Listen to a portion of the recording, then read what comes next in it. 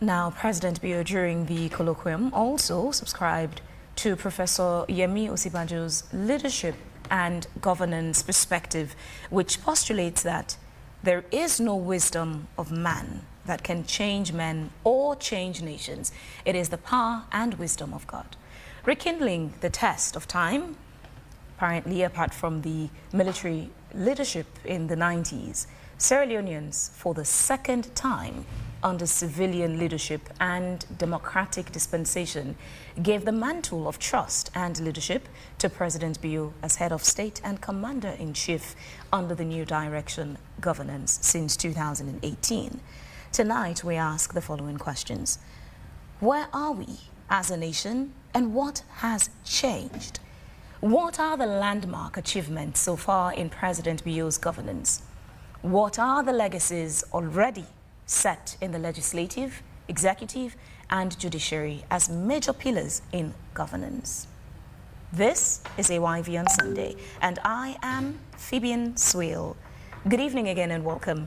Thank you for joining us tonight. You're highly encouraged to participate in the program by way of dropping a comment or a question through our comment section of our Facebook page, AYV News. Tonight in the studio, I have Reverend Jibrila Kagbo, who's the Director of Communications and Public Relations, National Commission for Democracy, Sierra Leone. He's also a learned political and governance analyst. We have Lawyer Thomas Moore Conte, Executive Director, Citizens Advocacy Network. We also have in the studio the Minister of Information and Civic Education, Chegnoba. Good evening, gentlemen. Thanks for joining me in this conversation. Thanks for having us. And thanks for hosting. Thank you for having us. I'd like to start off with the Minister. It was a two-in-one event, marking the President's birthday, obviously, and also a conversation on leadership. But let's start with you highlighting, it's been 7 years since President Bio's leadership in Sierra Leone. What are the key pointers you would highlight, especially in the area of leadership, that could be some of the landmark achievements or legacies to celebrate and write home about? Thank you very much. It's great to be here. I love your jacket, by the way. It's good color choice. And it's great to be here with these gentlemen. Actually, I think the people of Sierra Leone's experience with President Bio's leadership is not just 7 years. In 1992, President Bio was among a group of young men in their mid-20s who did the extraordinary. The country had been under military rule for so long. The country's prospect was bleak. It was one of the people-driven revolutions, supported en masse by the people of this country, done mostly bloodless. A group of soldiers walked into the city and they brought back some life. I like to trace President Bio's leadership contribution to Sierra Leone from there, because that's the genesis. He says when they came, he had no inclination to be in power. He did not even think he was going to be among those who will even constitute the government. Their intention was selfless, to come, and he said actually the goal was at the time to simply ask that the government do better for the soldiers who were sacrificing their lives in the front line and who were fighting to keep our people safe. He was on his way back after the coup had succeeded, to go back to the front line. This is the man. He wanted to go and continue the fight for his people. And he said, Captain Strasser at the time, who was the leader, called him and said, "You're going nowhere.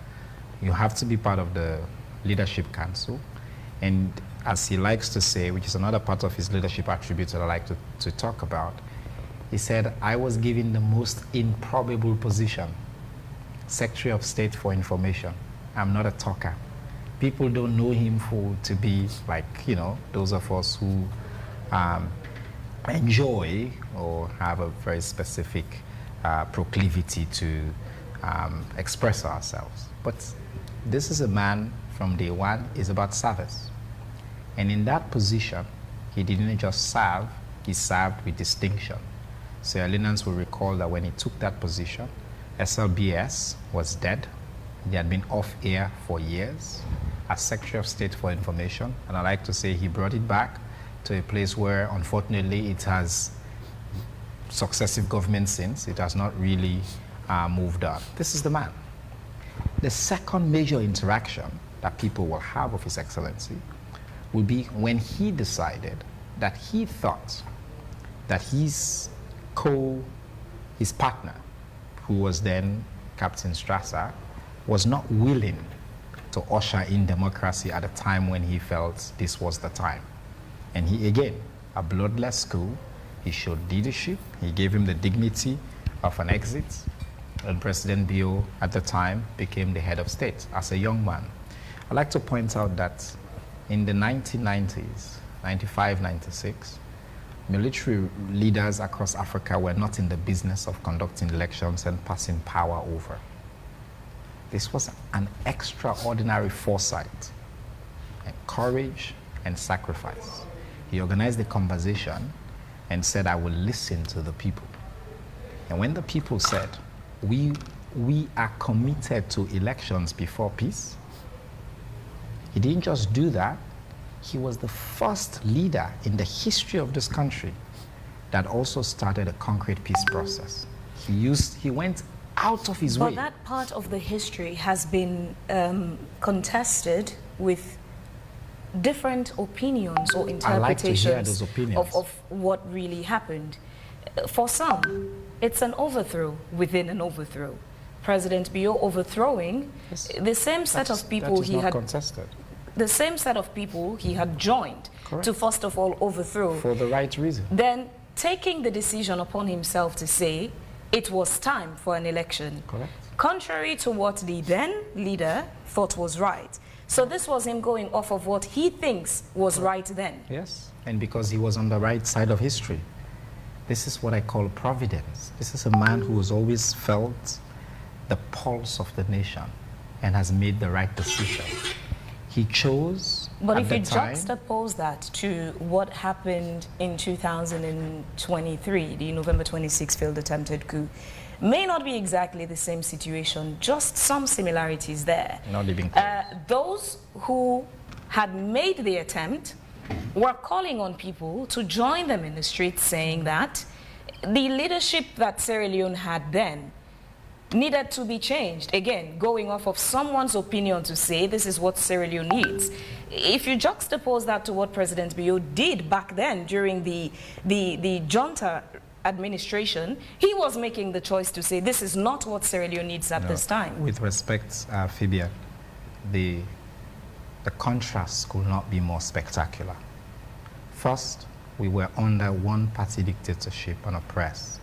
Second, the day NPRC announced their coup, the people of Sierra Leone are out, up in arms and celebrating. Their videos to this day, students at Frabe College across the world. Third, it was also the state of the geopolitics, what was happening across the continent at the time.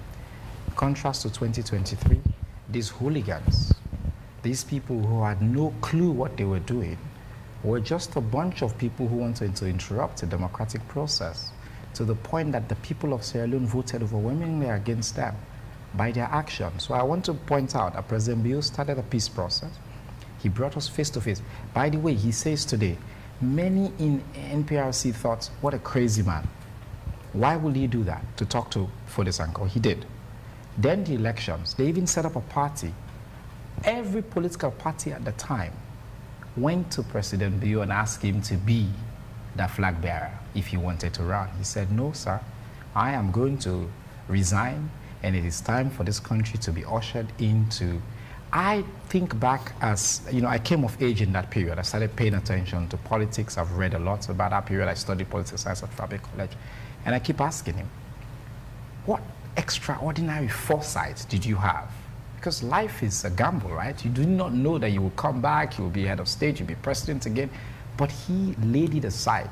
His life will have had a completely different outcome. But he chose the people. He chose leadership. He chose to focus on what the people wanted. He organized a bloodless, peaceful election, even though it was threatened I'm happy Reverend is here because his institution was one of those that fought for that election and midwife that election. Even when they said that, the slogan at the time was, "Your future is in your hands." And so the RUF was cutting people's hands. But President Bill was a fearless, courageous leader. So I want to start by saying, this is a man who at every point in history, and then I'll come to now the 7 years, and I'll start at the end. Since we started having multi-party democracy in 1996, this is the first president who, after his second term, there's no conversation about a third term. First president. Even President Kaba, who was an avowed Democrat, there was a lot of murmurings about whether we'll do a third term, more time, and they even added a time as well for him. President Nkrumah, there was a whole movement after the one man. But there was never an official statement from those former presidents. There was a movement that they did not clarify. They allowed it to become an echo. It became a chorus. There were people wearing T-shirts. There were people calling for that. They were in his house celebrating birthday. He didn't shut them down. This man, from day one, has said on 2028, not a day on top of that, he has demonstrated by his life, by his commitment, by his actions, an unquestioned commitment to the rule of law and to democracy. And I can talk now about his concrete achievements. For good reason, I want to understand something. So those former presidents, former President Ahmad Tijan Kaba of blessed memory and Ernest Bai Koroma, they did not personally campaign for a third term, but people did on their behalf. And you're saying they did not shut it down publicly. They did not. What does that mean? Should they be held responsible, accountable, or in support of what those people pushed, even though it did not come from them? I'm just pointing a contrast to a statesman, a Democrat, who first as a military man gave up power willingly in a very short period of time, did not ask for extension. So because they didn't speak against it publicly means they agreed to it, they were a part of it? I'm not here to talk about them, I'm here to talk about President Bill. I just wanted to get your perspective on that for good reasons. My perspective is he's the first head of states in this country that we have had in our times, who even when we're talking about constitutional review, he starts by saying, we're not adding a year, we're not adding a term. He is clear, unequivocal on that question. So that's important. And now let's talk about the focus of the colloquium and what he stood for, what he represents, and the people-centered leadership. In his first term, he said human capital development. Now, you can argue whatever you like. When he said he was going to focus on education, most of us thought too ambitious. I was here on programs where people said, we're not ready for that. People said, we're not going to get the money for do that. It will overwhelm our schools. He said, to become a developed country ready for the fourth industrial revolution, you have to focus on people-centered development and focus on education. It was a gamble. Today, we're the highest spenders on education in Africa per capita. We spend 22% of our national budget, over 9% of our GDP on education. He has triple enrollment levels. He has achieved gender parity at primary and secondary levels. He's spending on female education. He has hired 10,000 plus teachers. He has invested in schools. There is no doubt that this man believes in the future. You know why that is an important investment, Fabian? If he came to power and he said, I'm going to build roads and bridges, today we'll be clapping for him because we'll see the roads and bridges. With education, you don't see the rewards in the short term. It is an investment in the future. It is saying that I'm a visionary. I'm not going to fight and put all the money into building these EU buildings and all that so then with the points per now say, look, and I don't do it. He says, no, I'm going to focus in the future of this country. I'm going to invest in that future. That's what he's done. That future seems bleak. It is not. For especially those candidates for WASC who for the past 2 to 3 years have found it very challenging, leaving them in a very concerning mental state as they've been prevented from writing their exams due to no fault of theirs. The government brags about education. For such candidates and their parents and guardians, when they hear conversations like this, it sort of sometimes perhaps would even trigger anger. Well, they are the facts, And there's a fact that when you make these kinds of investments, there are going to be some challenges. And the challenges are that we have so many schools. This competition in schools has changed. The number of students that have taken these exams has quadrupled. We have a new problem, which is that we have a cliff. The number of people that are passing through, coming from WASP, for example, entering into our university, we don't have enough spaces in universities. We will continue to expand that. That's true.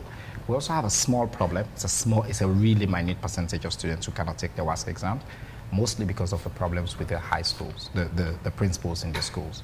We've talked about this. And you know what the government has done? President Leone has said every single student who was disadvantaged because of the fault of their own principals in their schools, he will pay for them in the private exams at November so they can take the exams. So it's not saying there's no problem. I'm not saying it's perfect. I'm saying if you're asking a question about a commitment to people-centered leadership, there is no doubt. That solution perhaps would have been let slide the first time it happened. But again, this is not the first time this challenge has presented itself in WASP. Government's problem. Is it a poor leadership on the part of those in the education sector? No, because schools are regulated. They are not just standing alone. They're regulated by Ministry of Education, for example. True. There are MDAs responsible for regulating, monitoring, and supervising schools. True. Is it poor leadership on that part? Because this is not the first year it's happening. True. We can talk about education specifically, but on education, if you take the wholesome outcome, there's no doubt, as I've said, right now we're 150% in terms of enrollment rates. We have added 1.5 million kids into the school roll. We have achieved gender parity. We have added thousands of new teachers. Yes, there are some challenges, including what you're talking about, but we have said very clearly that's a challenge that emanates from principals not filling out their CAS and students also trying to sometimes cheat the system. So you go register in a school and so you don't do, so you don't get continuous assessments. And now the system is trying to ensure that we improve on quality. So we want to see your track record in the 3 years. And also government was paying for these kids. So then go put in a school, you come out, they go. So government's supposed to pay for picking them. We just do within the school system once. That's what the free education should do. So they're trying to bypass the system. So we're trying, it's a small glitch. It affects a small percentage of students. It's important enough. We're paying for those students so we can solve the problem. But that's just one thing when it comes to education. If you take, for example, technology, innovation, the president who has come and set up the infrastructure that is struggling to get our country out. So by the way, you cannot solve any of the big problems without the foundational problem that President Bill decided to solve, education. Think about it. If you want to solve health, if you want to solve agriculture, if you want to solve innovation, if you want to be a competitor in the world, you have to start from the baseline. It took a bold leader who will bet on that and knowing that they're not going to get the political capital from that in the short term. He's done it. And now he's taking, as I've said, education, innovation. He set up a directorate of science, technology, and innovation. He put a very competent team on that. He's now set up a ministry for communications, technology, and innovation. We're hosting the second tech conference and second innovation conference in June this year. We're bringing the world here, TikTok. We're expanding internet access. We're expanding network connectivity in this country in a way that we've never seen before. That's a reality. That's a president that's thinking about what the people want. He said in his mind, technology, connectivity is a human right. Take agriculture, foundational issue. Before we get to agriculture, I like that you're bringing, them by sector. Technology. We host conferences, we host seminars, we host innovative workshop. Others from the sub-region attend. That's a plus. But internally, when it comes to technology, we still struggle with proper technological infrastructure. Take, for example, the police stations. Still in this 21st century, you go to the police station, your statement would need to be taken with a pen and a paper. And if you go now to track maybe a case from 2007, it's not in a digital format. We're not doing data collection for our records. Even the births and deaths, it took nearly forever. Most of those documents had to be hard copies that are exposed to degradation at some point. But internally, our internal infrastructure, we have not been able to utilize technology. Right. Go to the ministries, departments, and agencies, you find hard copies stuck in shelves. You're absolutely right, Vivian. And that's why President Leone needs to be commended. He's the first president who's decided that this is a problem he's going to solve. It's been a problem like this in this country for years. We've had multiple leaders come and they have not even thought about addressing this issue. We're now digitizing.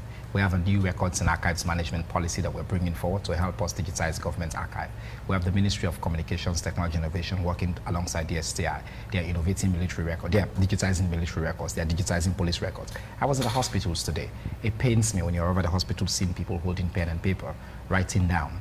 That's a problem. I agree with you, but I'm saying the president who is making the investment, and by the way, you cannot solve that problem too if you don't have baseline education. Because if you want that person to be able to enter the information, they need education. So he's increased our literacy levels in a way, again, that we've never seen before.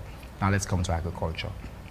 President Bill has made the foundation of his second term. He has a Big Five agenda that I think any leader who comes to Sierra Leone years after should just stick to that Big Five agenda. Because if we solve those foundational problems, this country will have a blueprint for its true transformation. If you solve food, he says we grow what we eat and we eat what we grow. We encourage people to come back into agriculture. We get our food. That's a visionary, people-centered leadership. That's also not a problem that's going to be solved overnight. People ask, we're not saying it. That's true. Because to solve a problem like that, President Bill did not choose to solve the easy problems. He could have, as I said, he could have decided that he's going to be the roads president, put all the money, 20% of our budget, and build more road or bridge. We would see now the snapper all over. But that's not this man. Are you trivializing the importance of road infrastructure in development? Of course not. I'm saying there has to be a foundational. The point of the colloquium was to mention him as a people-centered leader. Then, a people-centered leader is going to focus on what will enhance the capacity of the people, because he believes that our greatest assets are the people, and until you increase their capacity to be able to read, write, innovate, think, and dream, until you increase their capacity to be able to feed themselves and take care of themselves. We've seen what happened in the Asian tigers. That's the foundation of all development. But then you can move forward and go on liberal policies, progressive policies. What's the government's definition of a people-centered leader? I just pointed out, it's human capital development. It's a president who thinks not just about shiny objects, but what the people need for them to now lead this revolution that we desire. So that's what he's done. And by the way, people means all the people, inclusion. He has done more to enhance the infrastructure of our country, particularly on female leadership. And I'm sure this is something you care about. And I'll say this, no president comes close to what he's done in investments, in gender equality, and in removing barriers for females. So I start with education. Gender parity now in school level. Girls who study STEM in Sierra Leone, he pays for them from preschool all the way through university. He is the first president that decided, despite overwhelming criticism and fears, that we're going to have an affirmative action. 30% of all, by the way, elective and appointive positions. People don't know this part. 30% of elective and appointive position, he says, must go to women. He's invested in paid family leave. He's now passed a law and signed one that will eliminate child marriage. These were all, he has a bill that he's approved in cabinet that will end FGM. He has a bill that he's approved in cabinet that will increase choices for women in terms of their reproductive health. That is also in front of our parliament, and we urge the parliament to pass that bill, and as he's told them not to be timid. This is a precedent when it comes to investment, tangible investment, policy risky investment in women, in women's leadership, top of the game. When it comes to, as I've said, death penalty, President Kaba promised to end it. He didn't. President Nkrumah wanted to end it. He didn't. The Truth and Reconciliation Commission said the foundation of this country's challenges we've had for years is problems like that, the abuse and misuse of the death penalty. He came and said, I will do it. After November 23, I will tell you what happened, November 2023. Many people in our government said, President Bill, nothing for do, bring back the death penalty. He said, God forbid. The point of leadership is exactly in the moment of inconvenience what you're going to do, when you are tested, where you will stand. He's ended criminal libel. Every single president since 1990 said they're going to end criminal libel. They spoke about it. Nobody had the courage at the time to do it. This is a man who stood by his word. He's done that. Sexual Offences Act, he's made it much more difficult for rapists to get away when they inflict pain on the girls of our country. He signed those laws in place. So, land reform, he's made it easier for women in this country to own land, to also be able to inherit property.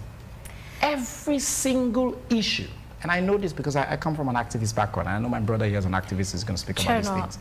Every single issue in this country that activists have looked at on social, political issues, on justice issues that you care about, President Bio has moved the needle in the direction that we've wanted. I'll come right back to you. Let me move to Reverend Jibrila. So President Bio mentioned that nation building is neither abstract nor immediate, and he says it requires patience. He said that leadership means service.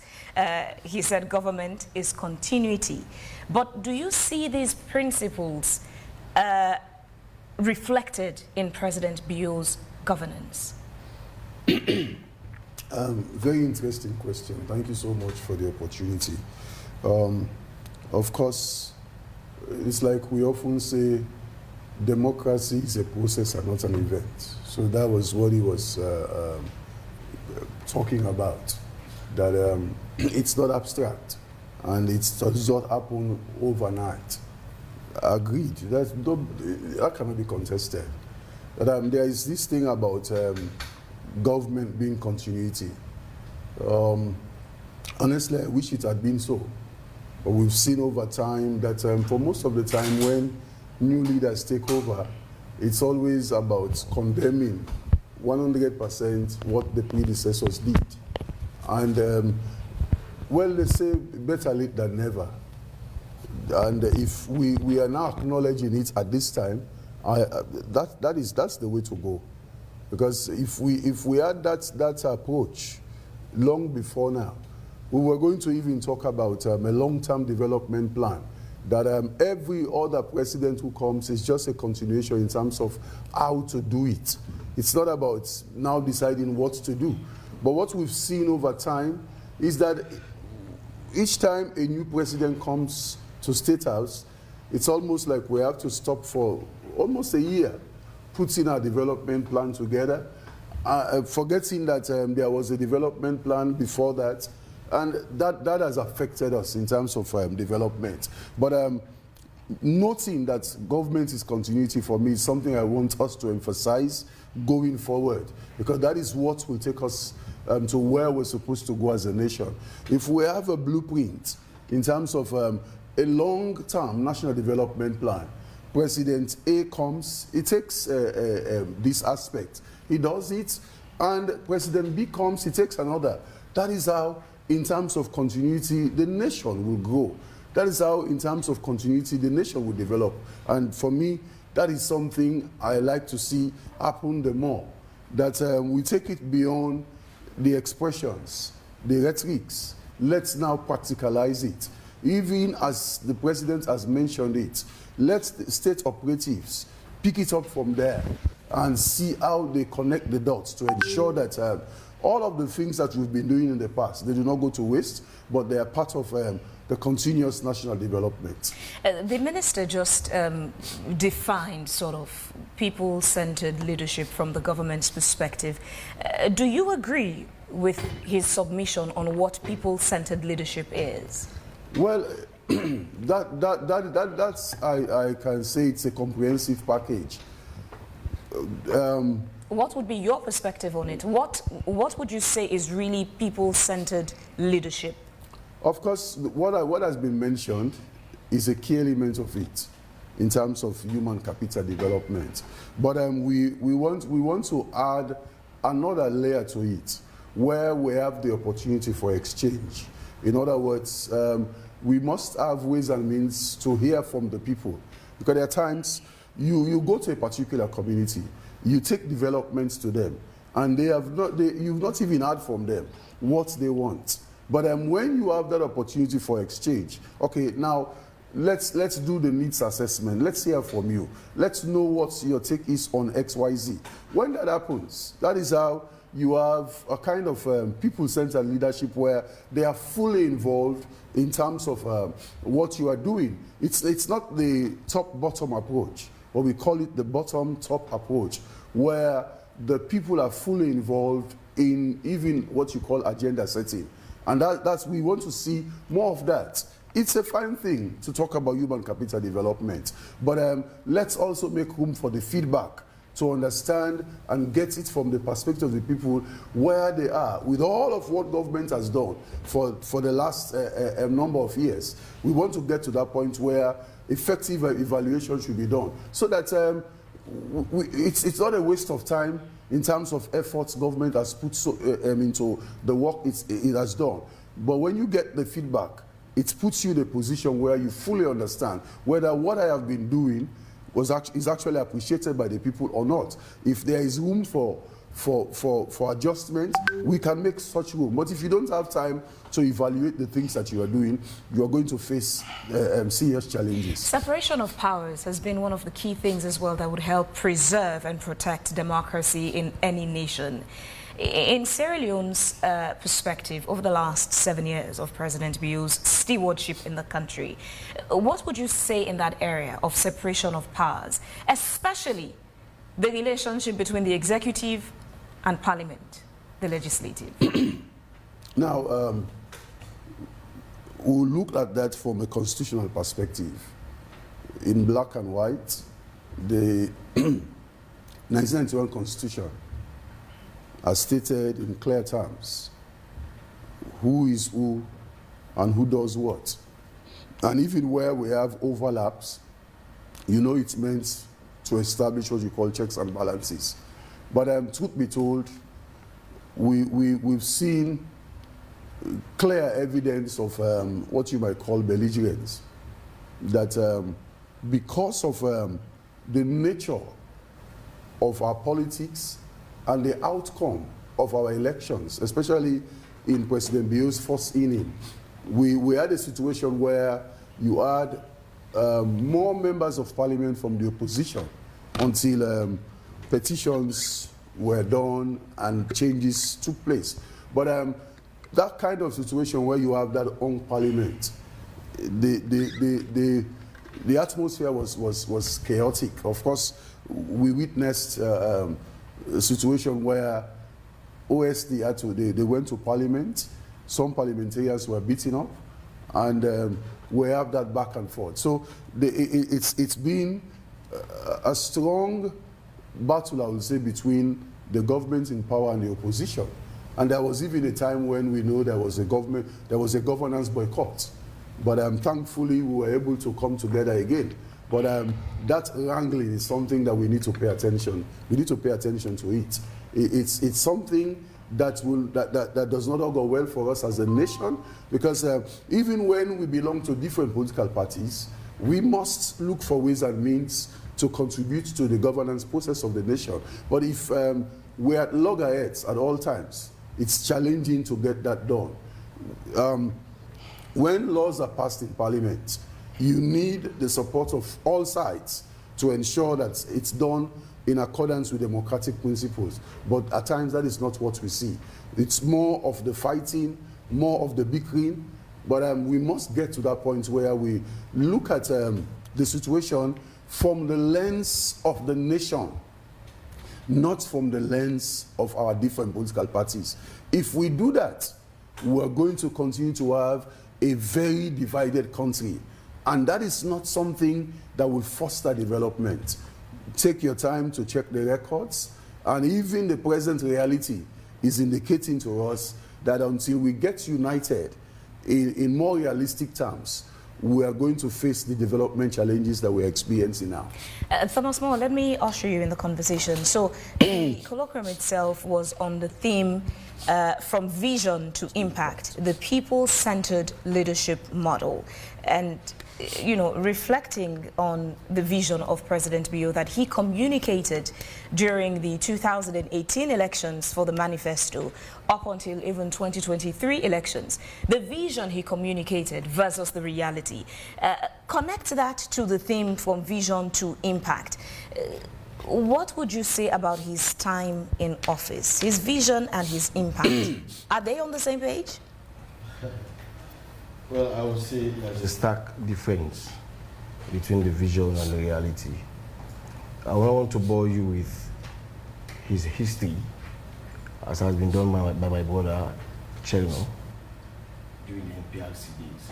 But I want to restrict my submission here purely on his 7 years President Bio took over governance at a time when Sierra Leoneans were very good. Sierra Leoneans decided to vote him in on the promise that he was going to give a new direction. The new direction was a full package, that he was going to respect human rights. He was going to develop the human capital. He was going to take Sierra Leone from the doldrums of underdevelopment to the acme of hope and excellence. And that the lives of our people will be better. Sierra Leone will be respected across the world. 7 years down the line, we now sit here to analyze and dissect his leadership. First of all, let us take his first year in governance. Immediately, he took over governance. Where we became disappointed as activists, astute activists, was the pattern of intimidation, vilification, and of course, undermining the rights of people. We all experienced thousands of people who lost their jobs in this country. Thousands of Sierra Leoneans qualified, both within the civil and public service, lost their jobs on account of suspicion that they were not supportive of the government. Even civil servants who are not supposed to be political, we must say. We saw series of human rights abuses being occasioned within the period. A lot of people were subjected to human rights abuses within the first 1 year. We saw a lot of attacks on either the opposition or even journalists were not spared, in fact. It was within that period that we saw parliamentarians that were constitutionally voted for by the people, about 10 of them, they were kicked out of parliament through nefarious means. Was that through President Bio or the judiciary? It was within, we are talking about his 1 year tenure. We are talking about the 1 year tenure. We're not talking about President Bio as a person. We're talking about his governance within the 7 years. We're talking about President Bio. If we insist on separation of powers, should the blames for certain lapses in efficiencies and ineffectiveness in certain areas not be apportioned to the heads of that arm of government? Why put it all on the president? When President Bio was making his, when he had his colloquium, all of these areas were touched. He used these areas as the basis for his success. So we are also going to use these areas as the basis of analyzing him as a president and his government. There is nothing stopping us from using these areas to analyze him and his government. It was within this period that we saw parliamentarians who were constitutionally voted for kicked out of parliament using the judicial process. These are things that Sierra Leoneans continue to live with. These are the facts that Sierra Leoneans know about President Bio's 1 year in governance. Within that 1 year, this country was seriously divided along political, regional, tribal, and even economic lines. People who had names coming from certain regions were not safe. People had to lose their jobs in this country because of the names they carry. Yes, we saw that. This is the facts. And these are things, interestingly, that President Bio decried in his manifesto. If you look at part 5 of the SNP manifesto in 2018, you'll agree with me that President Bio decried these things. He said that these were the patterns of the past administration. And that when it comes to governance, he was going to depart from these things and put this country on a solid trajectory. That was where we started losing it under his administration. This country became so tensed. People who were not even interested in politics became interested in politics. Everybody became too interested in politics. We heard of killings everywhere. We heard of killings in Makeni. We heard of killings in Lumsar. We heard of killings in Tumbo and several other areas in this country. People lost their lives. For that 1 year, the government was seriously political and not providing the leadership that was needed. Fast forward to what he was saying about the issues that the developmental project or strides they have made. Let us come to the free quality education. The free quality education initiative, all intents and purposes, is a marvelous initiative, I must say. No right-thinking Sierra Leonean will sit here and say it is not an initiative that should be implemented by government. But let us look at it for what it is. Is it a free quality education, first of all? It's not free. Do your research today in the country, across the country, even in Freetown here, where the president resides, where the government does its job, where we have people exposed to information, what have you. Most parents pay more than they used to pay before now for their pupils, for their kids to go to school. Go and do your research. You see this every day in different schools. They may want to say, yes, this is as a result of corrupt teachers, what have you. But what are they doing? What have they done over the years? It's consistent. In fact, as the years go by, you continue to see these things festering. How many of these schools have the infrastructure to contain the number of pupils that they have actually allowed to come into the schools, in order not to actually compromise quality for quantity? How many of our teachers have been well catered for, indeed, under this free quality education? We continue to have our teachers going on strike action, sit-down strikes. In fact, most of them are not even energized, they're not enthusiastic about the job because they are receiving pittances. Yes, an increment has been made, but very infinitesimal, very, very small, that it cannot actually take care of the families of these teachers, people providing the services in this free quality education. At a time when the country is facing the worst economic crunch in living memory, everything is hard in all areas, even people who are working.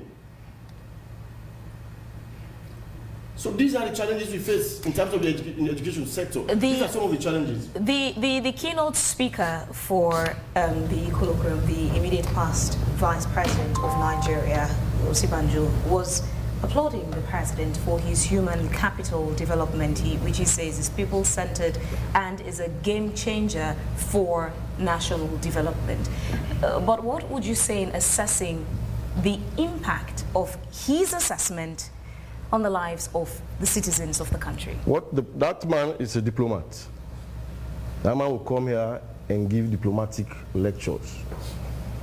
When you go to Congo Market, or when you go to Anzarul School, or you ask Mami Fatou, who faces the reality on a daily basis, you will know that there is a stark difference between what His Excellency, the Vice President, former Vice President of Nigeria, was trying to postulate and what is happening in the country.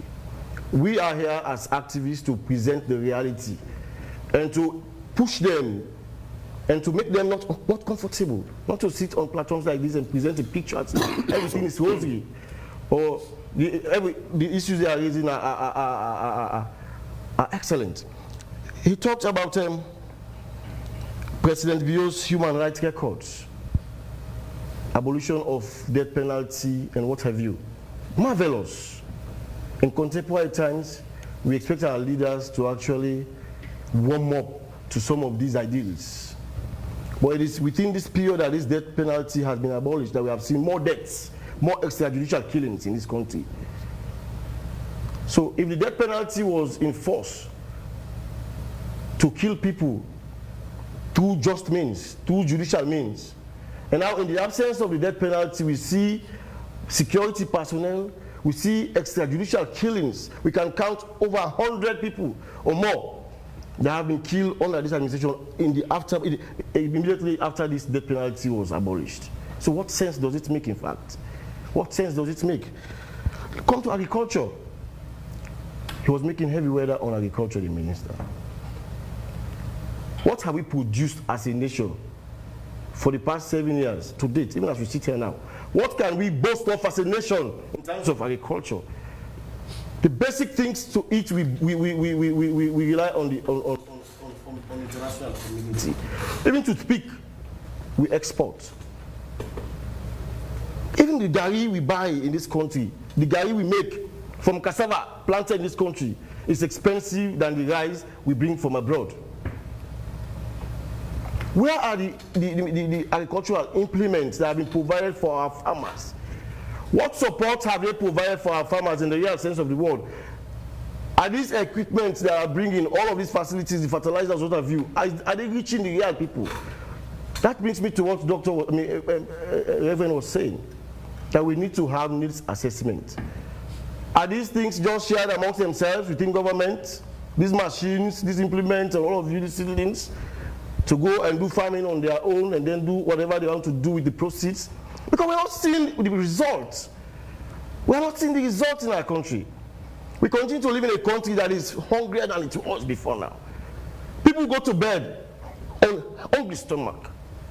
People go to bed, they don't even know what they wake up in the morning to eat to their families. This is the country where we live.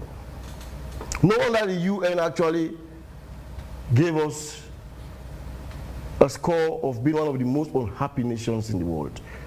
The other day I listened to the minister that unhappiness does not mean people are poor. But when you look at when a whole UN organization decides to tag a nation as the second unhappy nation in the entire world, there are indicators they look for. President the living Bio, conditions of our people has become miserable. During that colloquium, President Bio said that development in itself, building the nation, it's not immediate. It takes time to get to that point. Do you see this as an escape from being held accountable for the lapses and inefficiencies in weak areas when it comes to governance, or was he just being honest? What can we actually point at as something very, very tangible? We as Sierra-Leoneans, we as we see these things. What can we point at as something very tangible that we can say this is a landmark achievement of this administration, apart from the free education they're talking about? Are you saying in the entire 7 years of President Bio, there's not a single thing that can be pointed to say this is something worth celebrating as a landmark achievement or legacy? Not a single thing that could be that can actually pass for landmark achievement. Landmark. They have done, I will not say they have not done anything, but what I used to say is, what they have done is so mediocre that I cannot sit on a platform like this, as important as this, and start singing them. Taking into account what we have as a nation, this is one of the countries blessed by God. Go to other countries and see what we have, and you will appreciate Sierra Leone. A country that is blessed with more than 20 mineral resources, even oil we get at this country. We have the rainy season, we have the dry season, we have the Harmattan, beautiful seasons. We have the hills, we have the land for agricultural produce. You travel out of Freetown and see the land, you see vast land in this country. We have good people who are willing and prepared to subdue themselves to the government and to the leadership.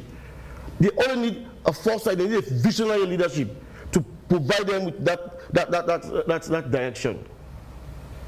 But we continue to wallow at the lower rungs of the Human Development Index. 7 years is not 7 days or 7 months or 7 weeks for any government to provide its people, to change the fortune of its people. I hate to always use Burkina Faso as an example, but I will use it for obvious reasons. The guy at Burkina Faso has been in governance for about 2 years, but today he's being talked about all over the world. When Magufuli took over governance in Tanzania, in less than 1 year, we started seeing the fortune of the people changing. You saw the people becoming very happy about the leadership. You'll be able to gauge the temperature of the people. You will be able to gauge how successful a leadership is through the pulse of the people of the country. Our country is today so despondent. There is pervasive despondency across the country. Even in the strongholds of President Bio's government, they are so despondent. Even the artists are singing about these things. Some people may be afraid to say these things, but it's not the reality. 7 years down the line, we will not have much to talk about. We cannot actually boast of economic growth in our country. What sector can we actually boast of? Even the education sector we're talking about is fraught with a number of challenges. You hear every day on the news pupils going over the place crying about everything about the school. Go to the health sector. It's in serious challenge. What sector can we actually pinpoint that we have actually got it right in this country? No sector. So for us, 7 years down the line. himself was not oblivious of the challenges in the education sector. He spoke about some of them briefly, but he also mentioned some of the progressive policies in the educational sector. How truthful do you think that was? Which policies? Because he was talking about STEM. This is not the first time we're having STEM, which is a program for girls who are in the sciences. When I was at FLA, because I was a student leader. I was a spokesperson for the National Union of Sierra Leone Students. All students in this country, I was their spokesperson. So I'm very, very much exposed to information. Before now, we used to have STEM, wherein government would pay for girls who are in the sciences. So these are not things, these are not new things. In all fairness, how honest would you rate the president's statement during the colloquium in its entirety? I would rate it as being political. He is definitely within his mind. And all those other people who spoke, who actually gave rosy comments, they know within their heart of hearts that that's not the reality. When they go to their beds and lay their heads on their pillows, the reality will definitely come and tell them that what you be saying, I like the lie you. What you be saying, so you're not truthful to yourself and even the people of this country. Because when the people look at you, you're telling the people that you are booming the agricultural sector and we cannot even produce gari that will be very people will be able to afford it, affordable gari in this country. Gari. Then what can you tell us about the agricultural sector? What can you tell us about the health sector? When we have our women going to the hospitals, having difficulties to even give birth. We had cases of people not even going to the hospital without oxygen. Oxygen, they don't like hospitals in this country. Our hospitals, they go out of electricity. The other day, we had the medical practitioners going on a strike action. The maternal mortality rate in Sierra Leone has actually gone down. How considerable is that? How considerable is that? With all the support we receive. With all the support we receive. This is a country that is blessed. This is a country that has received. You look at our debts. We have the highest debt burden in the country. All of these things, they go take money that people in countries, they count on this country, say they can bless, help the health sector, help agricultural sector.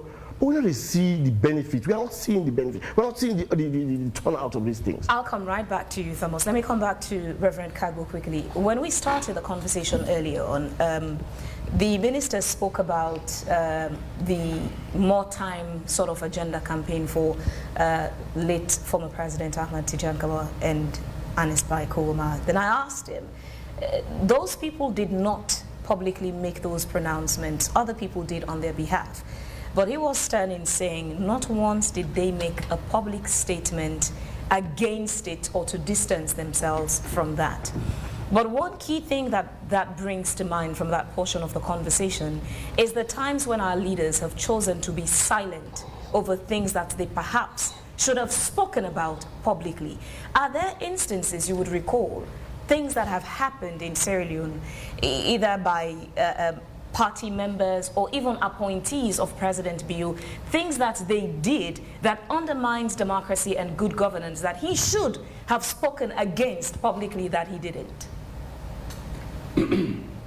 Of course, that again is very interesting, and just a quick reflection on that more time issue. Under President Kowoma, I wrote an article to condemn that. So that's something that is clear on my mind when it comes to putting out a word to say this is not the way to go. And of course, you always want to have that leader when things are not right to come to say, no, this should not happen. We are decisive about it. We are very clear about it. And you are asking about the current administration. Yeah, instances where perhaps, you know, one of his appointees or members of his political party had done or said things that contradict democracy and good governance, where you thought he should have made a public statement on that, but he didn't. Well, for those instances that I recall, it would have said something, but probably what the concerned people have is not being emphatic enough. I could recall the anti-corruption issue, that even though that is a commission, but he was the one who came out and said, we are sorry, we know that should not have happened. But probably people were expecting more to happen. Correct. Now, for the present, I need to point out something, and it's something that we need to pay attention to as a nation. The Koidu thing is happening. We must not allow that thing to drag on forever. It has implications for all of us as a nation. Whatever we say, for now, we need whatever little support. Has the president reacted in the right ways with that Koidu situation, especially when his wife, the First Lady, has been at the forefront of this to a point where now there's a litigation? Probably I might be ignorant about his response on that, but I have not had anything from him. And that is something we need to pay attention to. You know, as a country, we don't have the resources yet to harness the natural resources that we have. We don't have it yet. We depend on those who are coming from outside with their resources to help us. Even with a little, of course, we need to renegotiate. So should we bend down backwards and take anything? No, that's not the point I'm making. In fact, this is where decisive leadership is required. The First Lady is doing her own, and people are going to address it from different perspectives. When you say she's doing her own also, let's look at how does this undermine the governance structure of the country when the office of the First Lady is not under any arm of government? Definitely, the more reason why. Yet she's at the forefront when there are ministries like Ministry of Employment, there's Ministry of Mines, but the First Lady is at the forefront. What does this say about our governance structure and the leadership of President Bio, who is the boss of them all? So that is what we as a people should do. For me, this is not just about looking at it from a lens to say it's this party that is in power. I want us to look at this thing from a nationalistic lens. As a country, what is going on right now does not tell a good story about us. That is why we need all of the wisdom that is required to ensure everybody comes on board. Whether it's those in power, the opposition, you as a private citizen, all of us should have a stake in this. My brother mentioned Burkina Faso.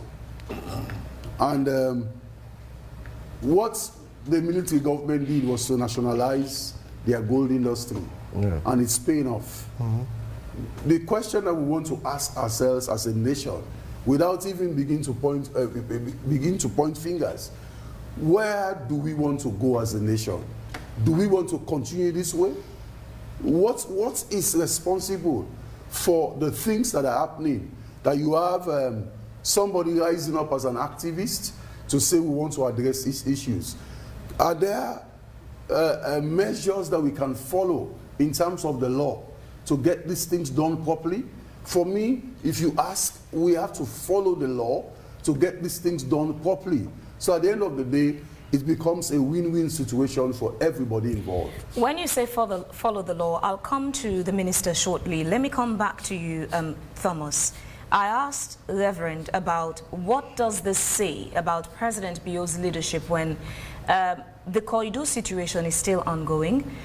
The main person we see at the forefront of this is his wife, the First Lady, who, per the Constitution of Sierra Leone, is not a government official because her office does not fall under any arm of government. Mm-hmm. Yet she is at the forefront, and things are getting messier with now court litigation. She's responding on social media. Koidu Holdings and Octia are doing their own bit over there. What does this say about President Bio's leadership when the First Lady is his wife? Yes, it has presented a very messy picture about the leadership. First of all, we have seen the back and forth attacks between the First Lady and the Chief Minister in relation to this matter. So that should not actually be swept under the carpet. it's already a personality conflict between two giant figures within our country. And these two giant figures are associated with the president. That must be underscored. The First Lady is the wife of the president. The Chief Minister is one of the high-ranking officials of government. Now, what the First Lady is doing to defend the rights of those workers, in my view, is not a bad thing. Because every worker deserves a good condition of living. They deserve to be paid well. They deserve to be provided with a good atmosphere for their work. That is not bad. But it also exposes... As good as her intentions are, yes, should she be the face of the government? That is where I'm coming. Fronting this issue? That is where I'm coming. It also exposes the lackluster attitude of institutions established to provide... No pleasure interrupting you there. And also have in mind that during the protest, she loudly, conveniently and comfortably referred to some members of her husband's government as dogs. Certainly. Who collect brown envelopes Certainly. at the detriment of the people. So that's why I told you that this is way beyond what we see. From what we see, it's as if there is a serious feud of personalities in high places. But it also exposes the ineptitude of institutions and leaders who are supposed to take action. There is a Ministry of Labor, for God's sake. There is a Ministry of Mines, for God's sake. What are they doing? What have we heard? Should they wait for the First Lady to take up this action before they could come along? How long have they been doing these things? How long have they been so negligent in carrying out their functions? Let's say if the First Lady had not brought up this issue, would they have actually taken it up as they are taking it up now? So if Sierra Leone was a company, the president would be the CEO. The president being the boss of all of this, what is his role in leadership in all what's going on with Koidu, involving the First Lady and the relevant MDAs that should be at the forefront of this fight? What should be the president's role, leadership role, in this back and forth? He should certainly come on and take a decisive action, particularly so when it is becoming very glaring. Sierra Leoneans are no longer stupid. We know same affect themselves. Whatever interest they get internally, we don't know. But we don't see First Lady they attack government officials, Chief Minister included. We see Chief Minister saying they respond. We see people that they can't support First Lady. We see Chief Minister getting support base. That is where we need the leadership to be decisive in situations like this. But again, it goes to show how we have been treated over time, the level of disrespect our leaders give us as Sierra Leoneans. Because this issue has spanned for about 2 weeks, going to a month now, and we have not had any statement, any decisive action from the president, because it seems as if nobody is in control any longer. And now what has happened is an international company is threatening to take action in court. It has a rippling effect on the country's image internationally. This same thing happened when President Bio took over governance initially, when they had to dissolve the SL Mining, what have you. SL Mining had to take this government to court. This government went to court, and this government was disgraced woefully, and now we had SL Mining come back and continue their work. What it does is it creates a picture to international partners, people who have the intentions to come to a country like this, with huge sums, the multi-million-dollar companies, who want to come to a country that is credible, safe for business, that they are not protected. That powerful people can wake up in the morning and lord over them, and they will have their way. I'm not saying I'm not saying they are right in what they are doing, but I'm just trying to say there needs to be a decisive leadership action to be taken in situations like this, so that it does not become messier. We are not seeing that. We are not seeing that at all. There's now so much for the minister to respond to. But also before I get to him to respond to all of these, let's just jumble everything so he gets to respond to everything altogether. Part of the questions as well about the leadership of President Bio, we do have some Pan-Africans amongst us. The minister here is one. A man's leadership of his home is significantly rated by the public, especially in a context when that man doubles as the president of a whole country. With President Bio's leadership in his home, much has come up quite recently.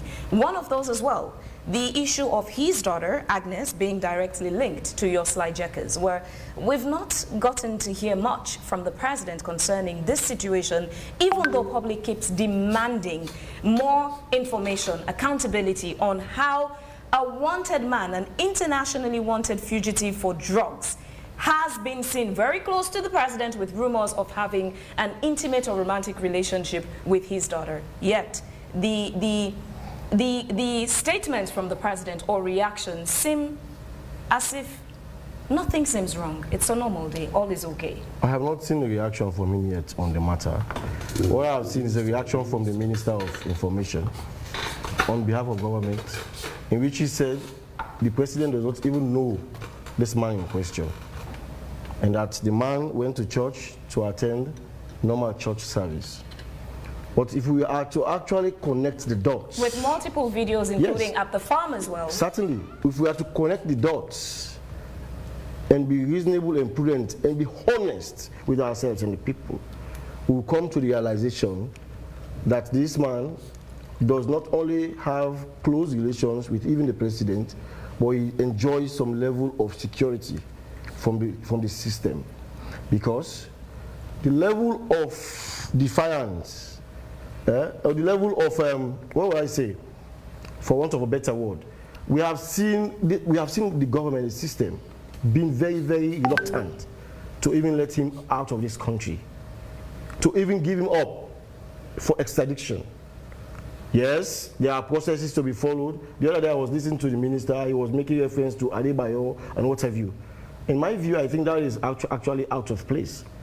This is an international fugitive who is in this country, and he's not only in this country, according to allegations, he is a huge drug baron who is peddling drugs, not only in the country of his origin, but even in other parts of the world. No wonder Sierra Leone has become today one of the safe havens. It has become a sanctuary for drug peddling and drug barons. Because when we have situations like this, I will not be in doubt if our youth have actually degenerated to the intake of kush and other harmful drugs, because that is what has been offered to them by the leadership. And this actually gives us, this actually puts us in a very funny position. At the time when the president and his government are trying to clean the image of our country, spending huge sums of cash to travel out of the country, all in the name of cleaning the image. Because we have ambassadors in most of these countries, they could actually represent our country there. But the president said he himself should be in attendance in almost all programs to clean this country's image, only to come back and encourage some of these things, all of these human rights issues, all of these negative backlashes. So to me, I think this is a time for them. It's a time for government. It's a time for government to have an introspection. The people are watching. Every Sierra Leone knows what happen now. We will consider, we talk only fine English then. But it show the truth fears nothing but concealment. You don't even hide the truth. The truth let's hide move the to the common minister. smoke. And sorry, Reverend, you wanted to say something? Just a quick one. I go back to, there is part of what the former deputy vice president, the vice president, former vice president of Nigeria said. Yes. He spoke about the power and wisdom of God in the governance of any nation. That with people, there are definitely going to be challenges. But as a nation, we also want to pay attention to that.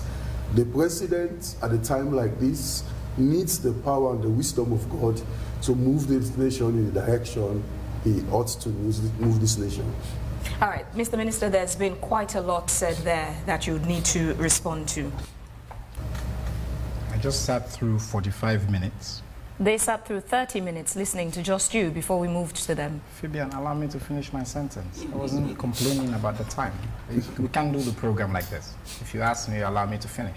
I was just starting my sentence. I don't have a problem. They can go on for longer. But I think the people of Sierra Leone, especially from my brother Thomas Mokonte, just listen to what I will call a lot of extraordinary platitudes, as if he was speaking at a school debating competition. My brother, I would say with the utmost respect that when we come to these kinds of public debates, especially about our country, it is important to at least endeavor to do the basic research when you want to make the big statement that you have made. It feels like you're living in a completely different country than the rest of us. The fact, look, he says extrajudicial killings are over 100. That is a blatant falsehood. He took issue with maternal mortality decrease. We have the best decrease in the world. So that was another blatant falsehood. You mentioned education. People pay higher today than ever before. That's a blatant falsehood. You mentioned numbers about Burkina Faso. That's a blatant falsehood. I could go on and on about, you said people live today in the worst economic crunch in the history of our country. Maybe you were born yesterday, but some of us lived through revolt. We lived through people queuing up. Our parents lived through in the 80s when they had to queue up for food. I mean, it is okay to say there are challenges. But when you venture into superlatives that are so blatantly untrue, you make it difficult for us to have a debate. I don't start this conversation from saying things are perfect or all rosy. By far not. That's why we're here. That's why you have a government. But I can go through with, if you allow me, Fabian. First, he mentioned names of people that are sacked because of their surnames. This is the most inclusive cabinet in the history of our country. The Minister of Finance is a Bangura. The Minister of Foreign Affairs, Kaba. The Attorney General Minister of Justice, Sise. Like, to suggest that President Bio is that kind of person, his first cabinet, for goodness sake, Samoa Kamara served in his first cabinet in the 90s. There's a reality of who this man is. His chief of staff is a Limba man. Like, this is what will help the debate if you focus on what the reality is, instead of trying to paint this extremely grim picture that has no basis in reality. He mentioned killings everywhere. He even gave a number that there's been 100 extrajudicial killings. It pains me because I know he's a very sharp man. He attended a very good school, the Albert Academy. But you know, he's not doing us justice. I've already commented about most parents pay today than they have. I just did civic days across the country. We just came from Port Loko. We just came from Cambia. Parents pick up the mic and they say to us in their tears, the one thing they want government to do is to keep free quality education. When we talk about constitutional review, the one thing they beg for is please, wanna make sure say it become part of the law. Let no other government not come. You know why? Because they don't pay today more than. It is okay to criticize the parts as Fabian did that are not working, but to come here and say they pay today more than we ever paid in history. I don't know where you went to school. I went to school, my parents were teachers. And I can tell you every year the pain my parents used to worry about was school fees. President Bill has removed that. It's important that the public debate is based on some level of facts. He said that, oh, we have compromised quality for quantity. When people refer to Sierra Leone as having been the Athens in the past, at independence, we had 15% gross enrollment rate. Our country's literacy level, enrollment levels were abysmal when President Pio came to power. Today, we have over 150% net enrollment. That is not theory. You can criticize aspects of it. When you take quality, you look at our performance. There's just been an independent review that's been done by international bodies. And across the board, on every single measure, sir, the fact is Sierra Leone has continued to make tremendous progress.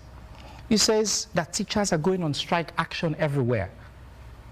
This is a completely different country that you live in.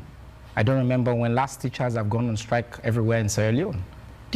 You've created your own scenario, so you can use bombastic language to sound as an activist. But I think activism, I'm an activist, and I share that. And I know I was in your position, but I think effective advocacy requires also a duty together for us to give the public the facts. You mentioned worst economic crunch. I've mentioned that. He said, again, over 100 people killed. That is simply not true. The data is there. He said, what can we boast about in agriculture? I refer you to WFP. Just last week, WFP released their monthly index on price and how we're faring on in education. I'll send it to you. I'll give you my phone now. You can look at it. You can read it. On price and agriculture. Yes, on food security and agriculture stability. It's said for the first time, you know, with every increase. I don't know if you studied economics, but what you do first, you want to break even. You want to flatten the curve. Whether it's you're talking about, it's like what we're talking about, infection rates, COVID, and things like that. First, you want to flatten the curve so you're not getting increases. And then what you start seeing, you bend the curve. For the first time, WFP's data says we are flattening the curve when it comes to prices of food, commodities. You ask, we're not exporting anything. That's also not true, sir. We're now exporting oil in this country.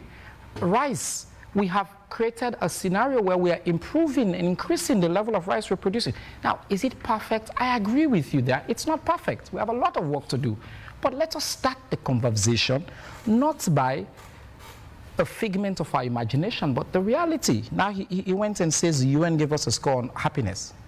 By the way, the World Happiness Report is not done by the United Nations, sir. This is done by a think tank that's American-based. Phoebe, and I don't know if it was you, I don't remember you who hosted me here. We went through the measures in that World Happiness Report. One of the things they check for example, is basic things like, did you give money to charity this year? Sierra Leoneans, if you say charity for us, you mean NGO they donate money to. But are you saying that Sierra Leoneans don't give money? It says, do you have a place to go if you have an emergency? Today, Thomas Moore and I, we don't eat, we don't sit, but he knows, God forbid, if he has an emergency, he knows he can come to my house. He says, Siba. Just because of the relationship we have, he knows I'll open the door and he will come in. Those things are not taken into consideration in that report, and it says it in the footnote. Am I saying our country is the happiest country in the world? Of course not. Do we have issues? But if you're bringing these conversations into the public, and then he goes on to Burkina Faso. I love when activists who spends the conversation first starting talking about human rights, talking about democracy, and then his best example is Burkina Faso. That in itself is problematic. Burkina Faso, there's no opposition party. Everybody's in jail. Burkina Faso is a place now that's a center for extrajudicial killings. Burkina Faso is a country where you have a military dictatorship that has struck down. If he's an activist, he's here, he's speaking this, at the end of the day, when we leave here, we're going to bind each other. He's my very good friend. I have a lot of respect for him. That will not happen in Burkina Faso. That's number one. And number two, Burkina Faso, we now know, is benefiting from AI-infused propaganda. He quotes numbers. I just looked at Burkina Faso numbers. For example, even on the, yes, they have nationalized their mines, but we have not seen yet the product of that. We have not seen that yet, because that doesn't happen overnight, sir. Anybody who knows about mining knows that you don't just take over. He has now taken over the mines. But now investors are afraid to go to Burkina Faso. He has a very good relationship with Russia, and he's building on that. But that comes with a package, sir. And that package includes, for example, on maternal mortality, on human rights records, on our freedom score, between Sierra Leone and Burkina Faso. Trust me, you want to live in Sierra Leone over Burkina Faso, because in our country, we have democracy. It is an imperfect democracy, but yes, we're fixing it. And there was one more issue. I've already mentioned economic growth. By the way, this year, he said there's no economic growth in Sierra Leone. That's also not true. If you take inflation rates in our country, we're having 55% just last year. Now, for the first time in a long time, we're almost in the single digits. And yes, our economy did grow in this year. IMF analysis just came out. You can take a look at those indexes and see that, again, it is imperfect, but it is really far from the truth to say to the people of this country that we're not in the right direction. The other thing I will mention is that you said, on major issues, we have not commented. His Excellency has not taken a side. I remember, in addition to what the good Reverend here just mentioned, the issue of ACC, it's not the first time President Bill has come out publicly and apologized. When I was an activist, one of the things I said very publicly, I wrote an article about this. He is, in my mind, one of the first leaders that I know in this country who will step forward and say, I take responsibility and I apologize. I said, as an activist, as somebody who believes in moral leadership, that's one of the things I admire the most about him. He is not afraid to come forward and say that was a mistake, and I apologize. A member of his party, Chief Kadiru Kaikai, a friend, said some things that were unsavory. I asked him on the debate stage, on the, at the presidential town hall, which, by the way, we're hosting again, a continuation of a record of democratic leadership. He chastised him. He has a record of speaking up. On this issue of Koidu Holdings, which people continue to talk about, we have to separate the issues. There's the conversation between the First Lady as a bona fide daughter of Kono, who has the right to speak up, to engage on issues about her community, and who, by the way, the company recognized that right when they went and met with her and asked her to intervene. You cannot in 1 minute say, oh, can't help we. The way things go by, to say, oh, no, we'll not recognize you again. That is, and she's standing up and speaking for herself as she should. But to suggest that the ministries and government is not doing anything is also simply not true. The release we read about Koidu Holdings was from the Minister of Labour, my colleague, Rado Soare, who's been there multiple times, the Minister of Mines. When I did the BBC interview, I mentioned Koidu had to apply to go into care and maintenance. Who did they apply to? To the Minister of Mines. You can read the mines agreement in this country to see that they had to go through a process that we had to meet. As a government, when we were asked, we said, we have three interests here. First, very important, is the welfare of our citizens who are involved here. Second is the point that my good friends here make. We have to also make sure that Sierra Leone continues to be a place where private investment can thrive. That's why we're not going to get involved in like bashing. We also know that there's now threat of litigation. So government cannot just be taking sides and talking on this issue, because we have to keep the balance. And you said, oh, this is bad for us and all that. We agree that if things go bad, but at the same time, you yourself just said, we cannot sit back and allow somebody to take advantage of us. And in terms of the economic outlook of our mining industry, just last month, in fact, I think it was this month, the Minister of Mines went and signed a $300 million investment into gold, the largest single investment in the gold sector in this country. All of those are facts. I'm not making these up. These are facts. These are things that you can check on your own. And again, my premise, Fabian, the country is not perfect. President Bio is not a perfect man. President Bio is a man who has done and means well. He's doing a lot of incredible things.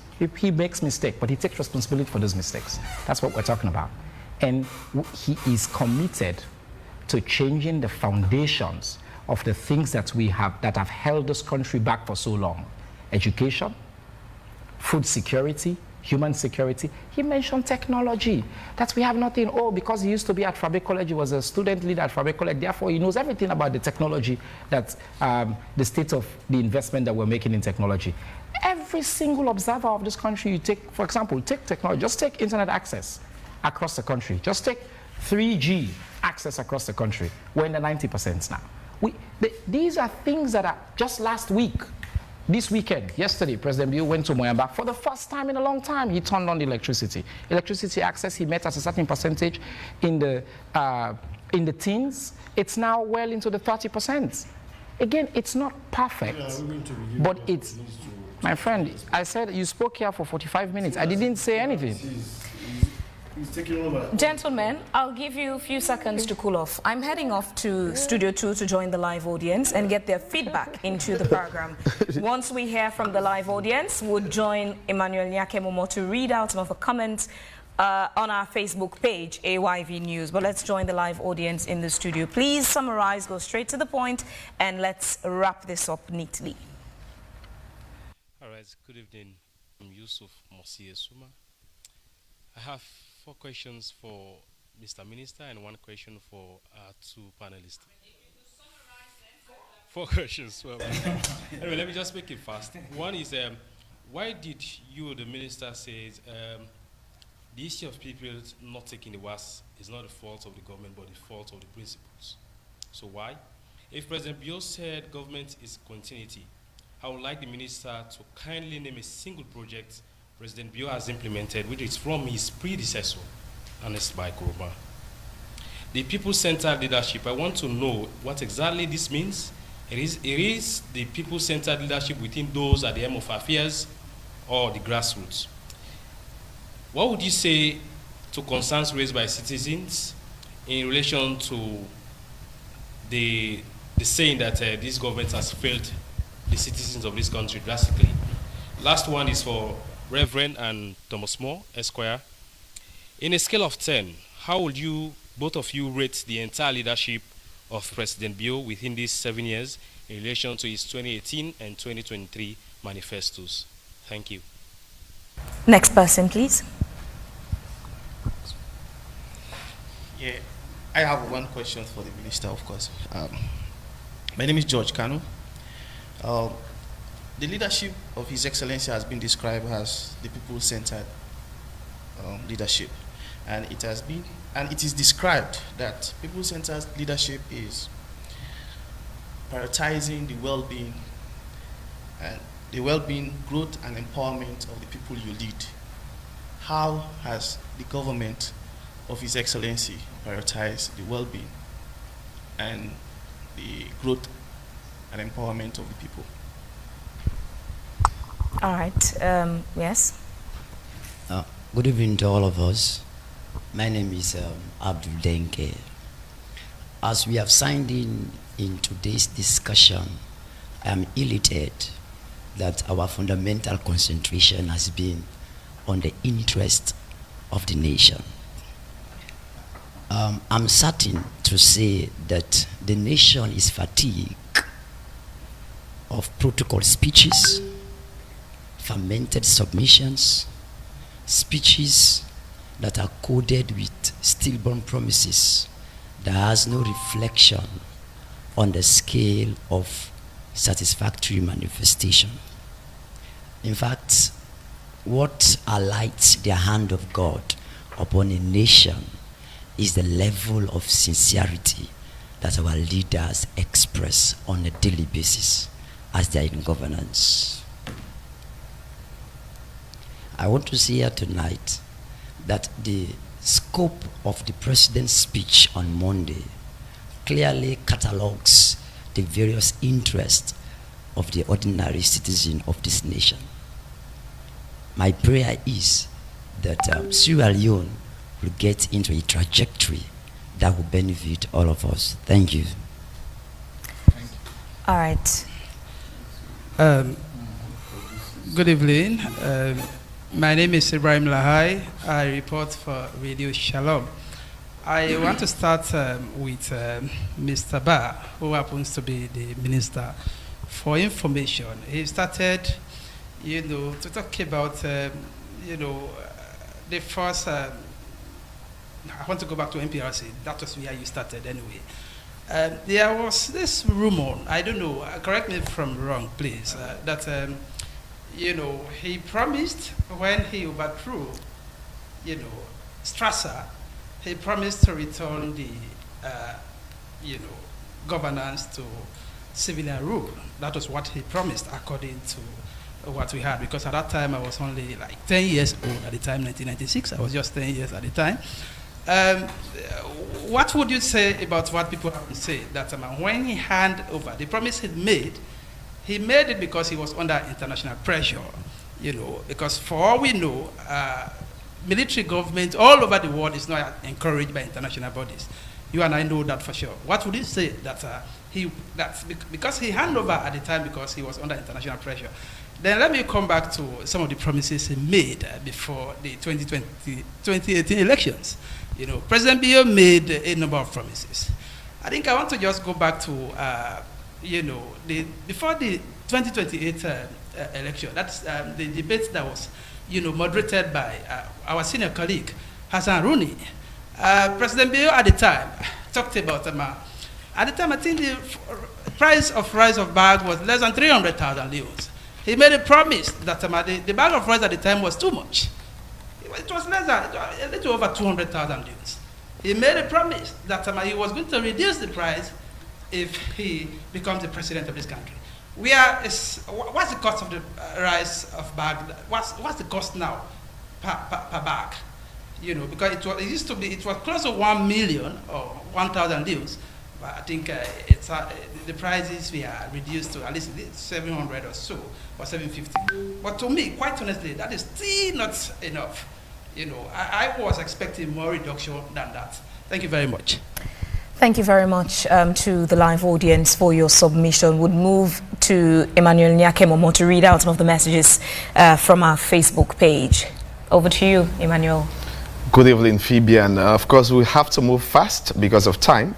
James Kingsley Thula says, could you please tell us what President Bio has done in the 7 years of governance, not the 19th century era? And General Dalisa Jar says, Mr. Minister, sir, tell them that you are delivering for the president, and it's all about the president's vision. And Socialist Tula says, a people-centered leadership means creating the space for young people to enhance their skills through education, allowing people to vent out concerns through constructive conversations, rebranding the country's image. All of these have been achieved by President Bio and successfully introduced. It's a question here.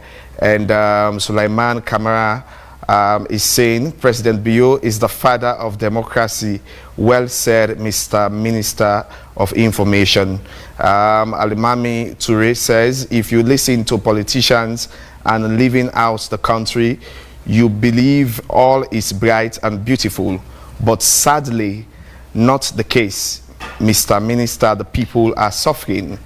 And Mohammed Elongima Aruna says, I can confirm to you that the worst government in the history of Sierra Leone is this current President Bio's governance.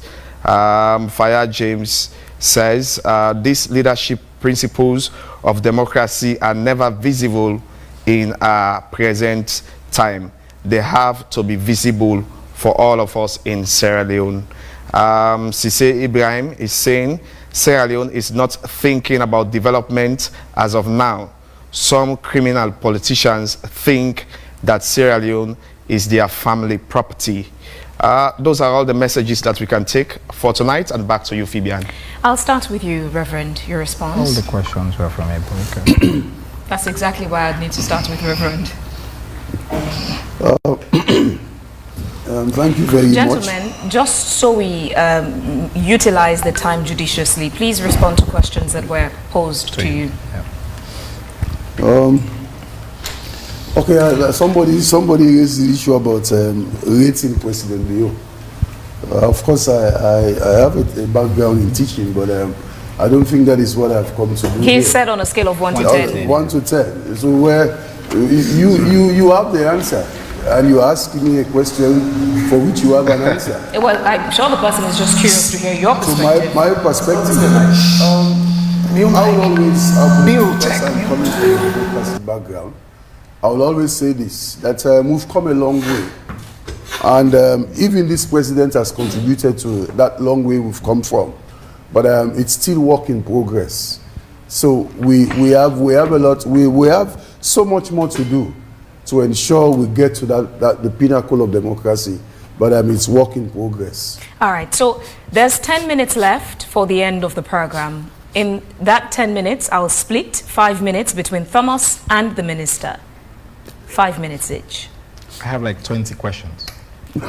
You'll have to do the magic. Some of those questions you already responded to in your earlier submissions. So, gentlemen, focus on responding to things you had not touched on. Yes, no, it's your show. I'll do what you want. Let me start off by giving issues you raised whilst responding to my statement.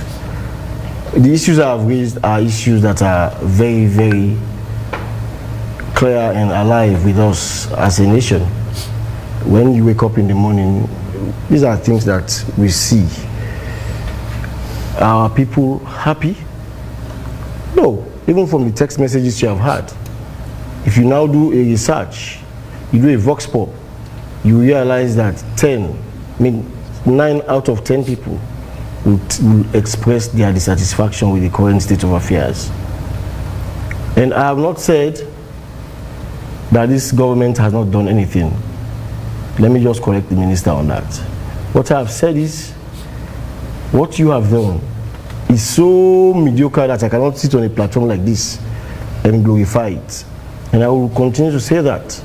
taking into account what we have and all the promises you gave and what you did when you come into governance to undermine your very selves. He was talking about the health sector. Our women go to the health sector on a daily basis. How many people have trust in our health system in this country today? We do not have the facilities. We do not have the equipment. Even our health personnel are not energized to do their work. You're talking about the education sector. You have said this.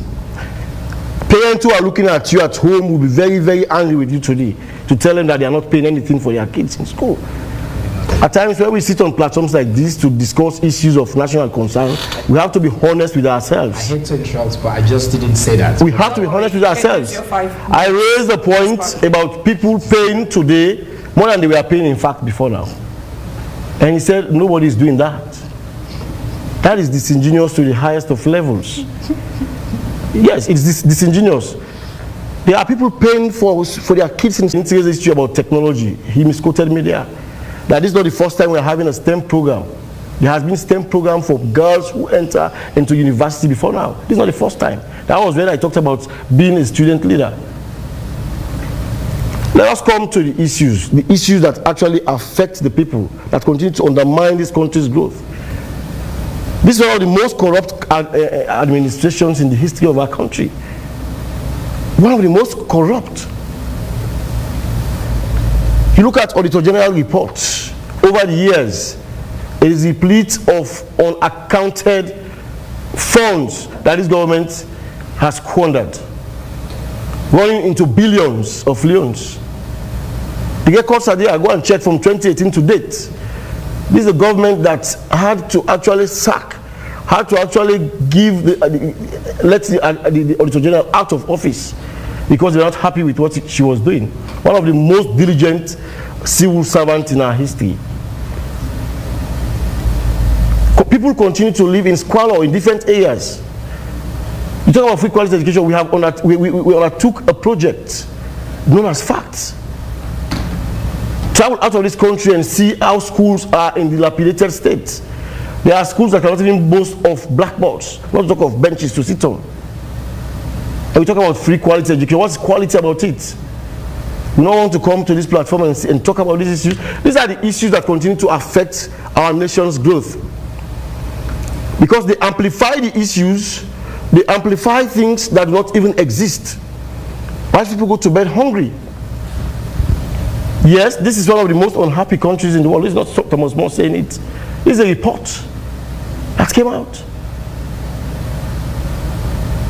This is the country where we have seen government superintending extrajudicial killings of people through different institutions. How many people have died through the police officers? So how many people died? There's just 1 minute. How many people died at Paremba Old Prison? How many people died in Makeni? Lunge, yes. This place, where this Tombo, and several other places. All of these are issues talking about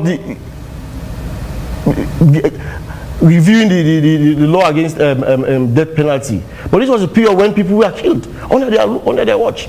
So when we sit on a platform like this, we expect to be very, very much honest to the people. We know that what he's doing is his work. He's the Minister of Information. He's there to defend government. But these are the realities. All right, we're not doing much. So that's the 5 minutes. Mr. Minister, you also have 5 minutes. My brother talks about honesty. He's a lawyer. When you come to equity, you must come with clean hands.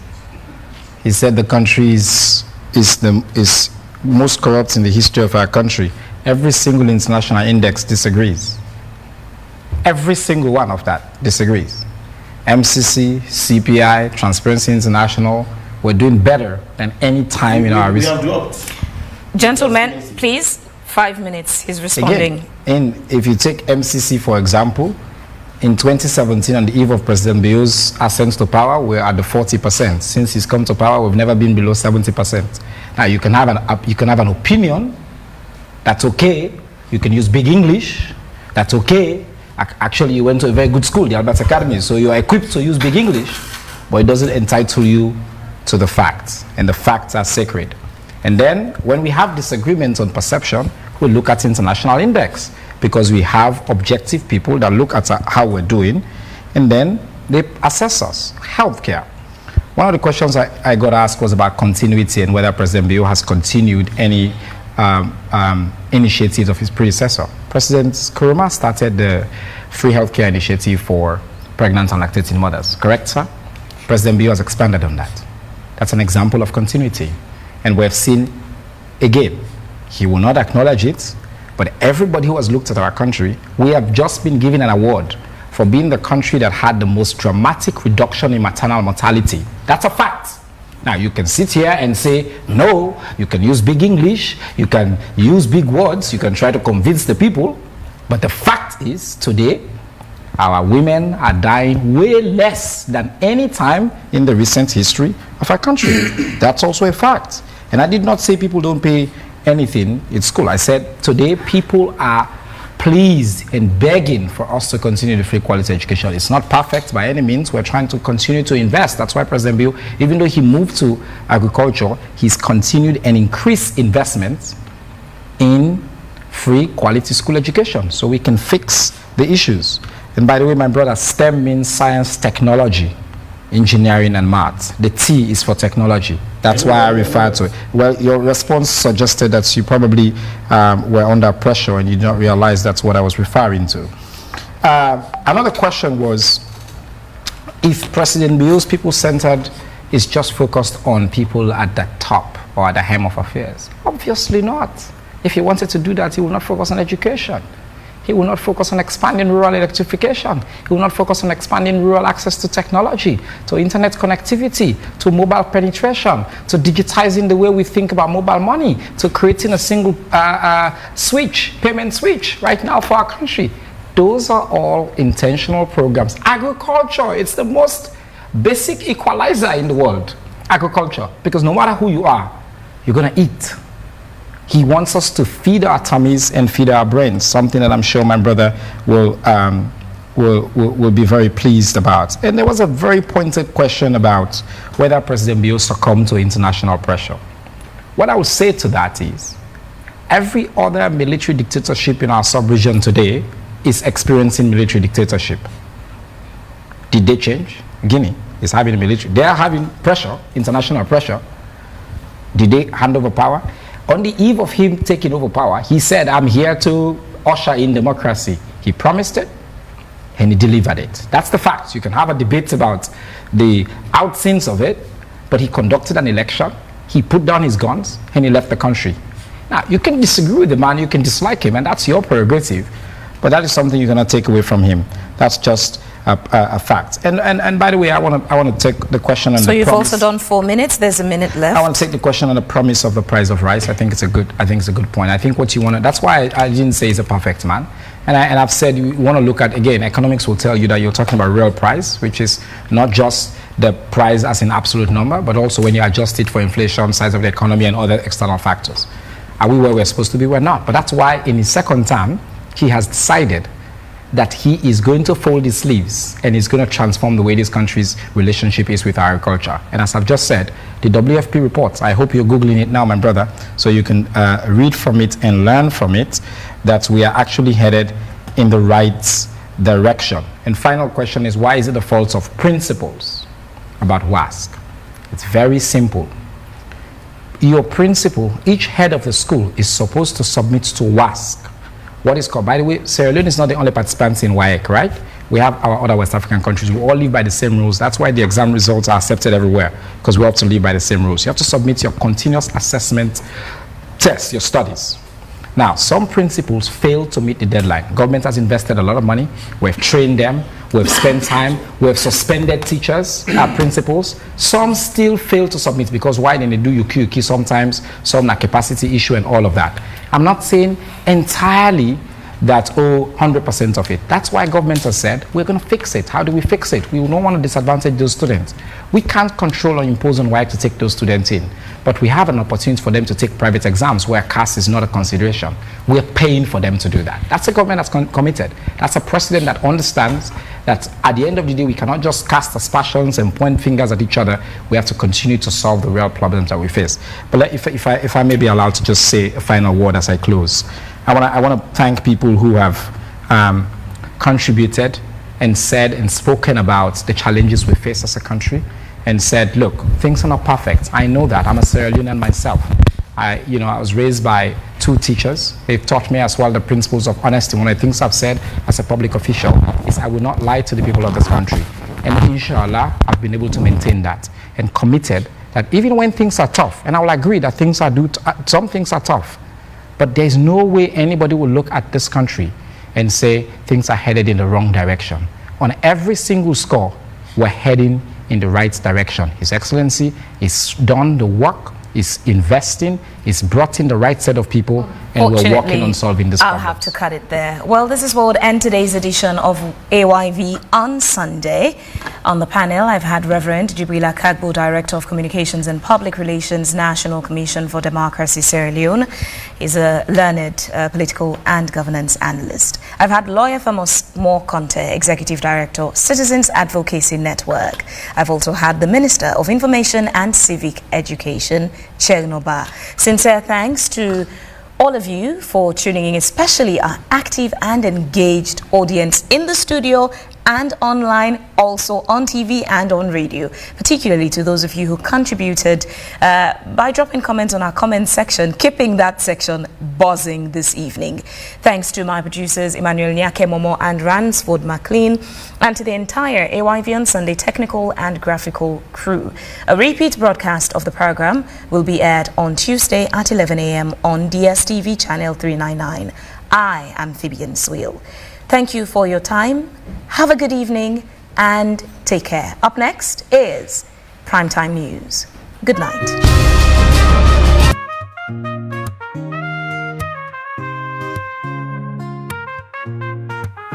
From Salon we rise, why aren't we to shine? Bringing light, holding truth, we the fight for time. 4 years strong, we stand proud. For the people we voice, we love.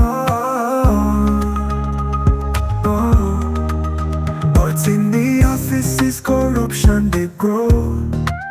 Presidents and first ladies, secrets we know.